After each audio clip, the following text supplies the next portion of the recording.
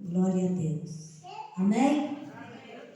E aconteceu que, indo ele a Jerusalém, passou pelo meio de Samaria e da Galileia. Entrando numa certa aldeia, saíram-lhe ao encontro 10 homens leprosos, ao qual pararam de longe, e levantaram a voz, dizendo: Jesus, Mestre, tende misericórdia de nós. E ele, vendo-os, disse: Ide e mostrai ao sacerdote. E acontecendo que, indo, eles ficaram limpos. E um deles, vendo que estava são, voltou glorificando a Deus em alta voz. E caindo aos seus pés, com o rosto em terra, dando-lhe graça, este era samaritano. E respondeu Jesus, disse: Não foram 10 os limpos? Onde estão os 9? Não houve quem voltasse para dar glória a Deus, senão este estrangeiro. Ele disse: levanta-te e vai, a tua fé te salvou. Glória a Deus. Vamos, a palavra é bem conhecida acerca desses 10 leprosos. Porque nos dias de hoje não se faz diferente. As pessoas vêm na casa do Senhor só em busca de cura. Eles só vêm atrás da cura. Eles só querem a cura, a libertação. Eles buscam, eles pedem, mas na hora que eles recebem o que eles vêm buscar, eles abandonam a casa do Senhor. Eles não querem mais saber. Assim como foi no passado, Jesus curava, Jesus operava milagres, maravilhas. Onde Jesus passava, multidões o seguiam. Por quê? Porque Jesus curava, libertava as pessoas, os enfermos. Não tinha um sequer que não passava por Jesus e não fosse curado.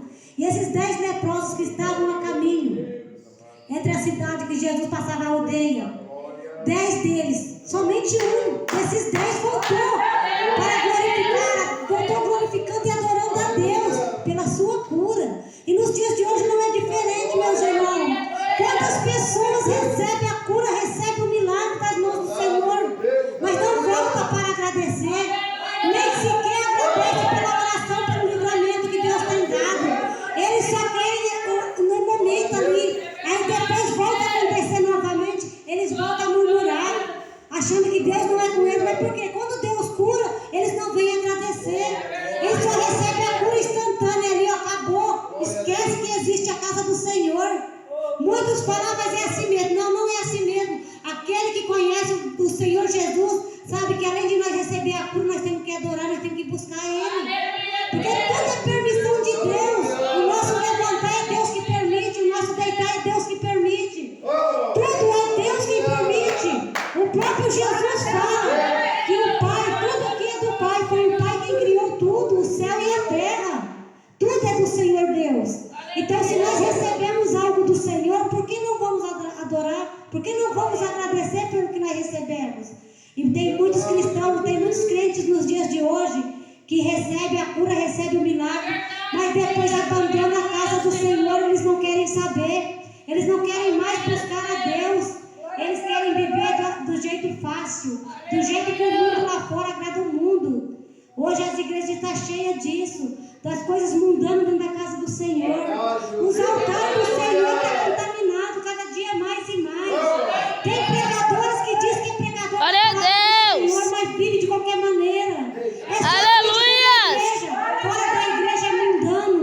Não está havendo mais diferença entre o povo cristão, do povo que serve a Deus e os que não servem. Está tudo igual, meus irmãos, se for olhar. Hoje em dia você não sabe divulgar quem é cristão, quem é crente e quem não é. Porque estão tudo igual, tudo da mesma maneira. Da mesma maneira que se veste um católico, o cristão está se vestindo. Eles acham que assim vai herdar o reino dos céus. Muitos falam, não, Deus não quer o nosso corpo, não quer nossas vestes. Deus quer só o coração. Não, o nosso Deus quer nós por inteiro. Porque se não fosse assim, lá não estava escrito que Deus não quer que mulher veste roupa de homem. Em Deuteronômio 22:6. Eles falam isso é do Antigo Testamento. Mas o nosso Deus é o mesmo Deus. É o Deus do Antigo Testamento e do Novo. Porque Ele é o mesmo Deus do passado, do presente e do futuro. Ele é o mesmo Deus. Por que vão falar que não tem nada a ver?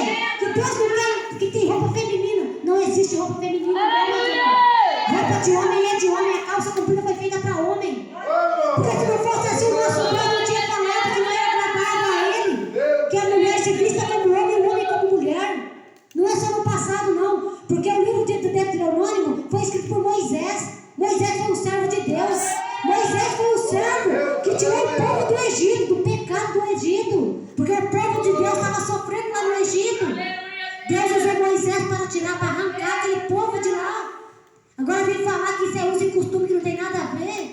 palavra do Senhor não tem esse palavreado nada a ver.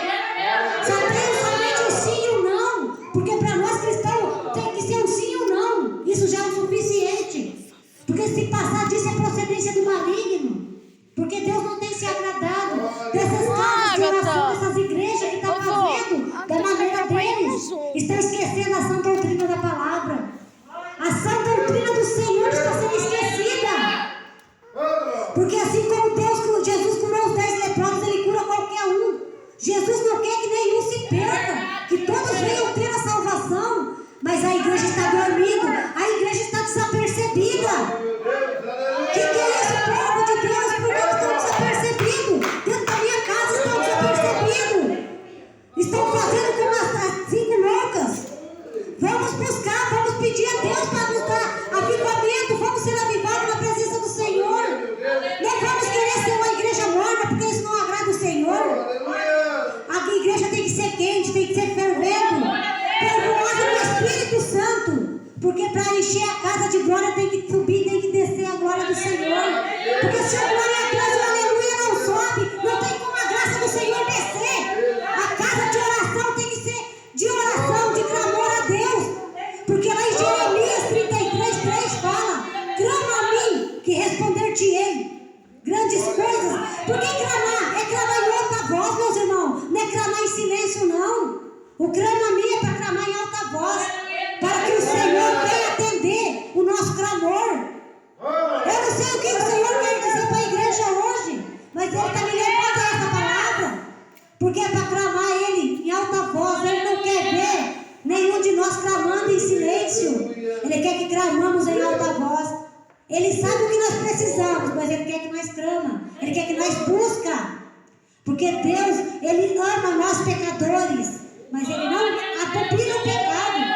Porque o pecado não agrada ao Senhor. E hoje o que mais tem é o pecado. Hoje o que mais existe na face da terra é o pecado. O pecado está contaminando tanto que até os do Senhor estão sendo enganados por Satanás. Porque na palavra fala que se não tomar cuidado, não vigiar, até os meus seriam enganados.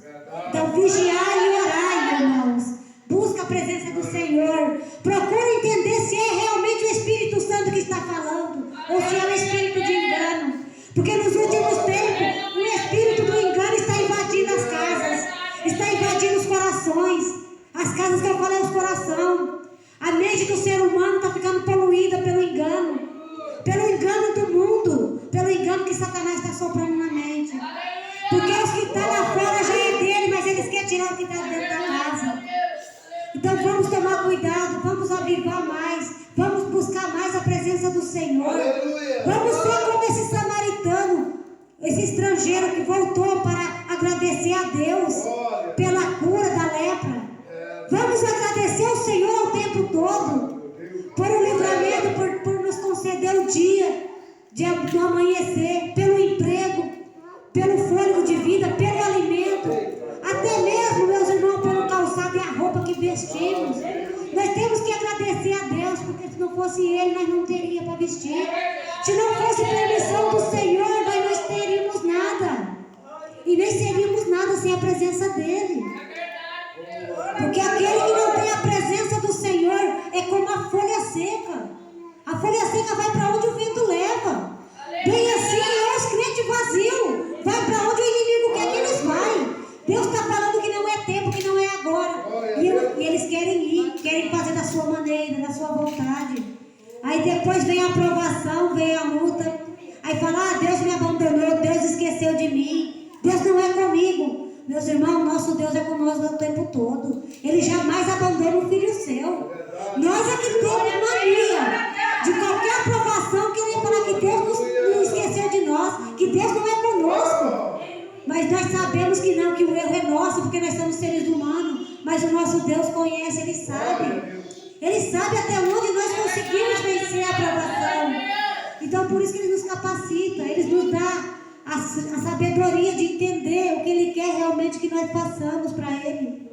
Porque para agradar a Deus é muito pouco que agrada, meus irmãos. São muito pouco que busca a presença do Espírito Santo. Tem muita gente que fala assim: mas Deus é comigo. Os católicos falam: Deus é comigo. Se importa a cor, raça, nação, línguas, tudo, Ele está presente. Porque foi Ele quem criou o ser humano, foi Ele quem fez a criação do homem. Então por que nós vamos querer ser diferente dos que estão lá fora? Porque o povo está tão acomodado no acomodismo que esquece de Deus. Se tem um bom emprego, quanto mais tem, mais quer ganhar. Eles esquecem de agradecer ao Senhor. Porque se não fosse o Senhor, eles não teriam nada. Se não fosse o Senhor, aquela pessoa não teria conseguido um bom emprego, não teria um bom salário. Muitas das vezes Deus fala: seja fiel no pouco, que no muito te colocarei. Por que nós temos que ser fiel, meus irmãos? Até mesmo no R$1 a gente tem que ser fiel no Senhor. Até mesmo no mínimos detalhes, nós temos que ser fiel ao Senhor. Se nós formos pensar e analisar, se não fosse Deus, nós não estaríamos vivos. Porque o fôlego de vida pertence a Ele. Somente a Ele. Porque é Ele que nos dá o fôlego de vida.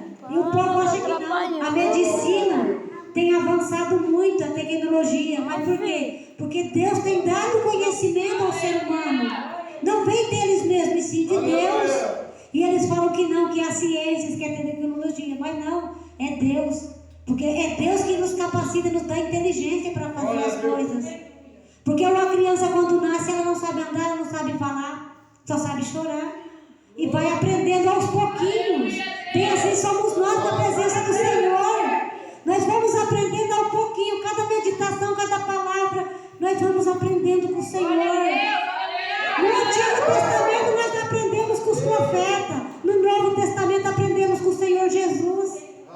Mas porque dentro do Antigo Testamento fala que Jesus viria, que Jesus ia ser o Redentor, que Jesus ia nos libertar do pecado.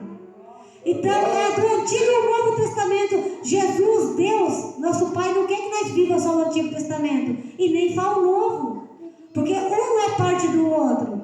Porque no Antigo Testamento, além dos profetas, Deus falava com os profetas e os profetas passavam para o povo. Hoje não, hoje nós temos livre-arbítrio de falar com o nosso Deus. Por quê? Porque Deus amou o mundo de tal maneira que deu seu único filho por nós. Então por isso que o véu do céu se rasgou. E Jesus se fez homem, se fez 100% homem e santo ao mesmo tempo.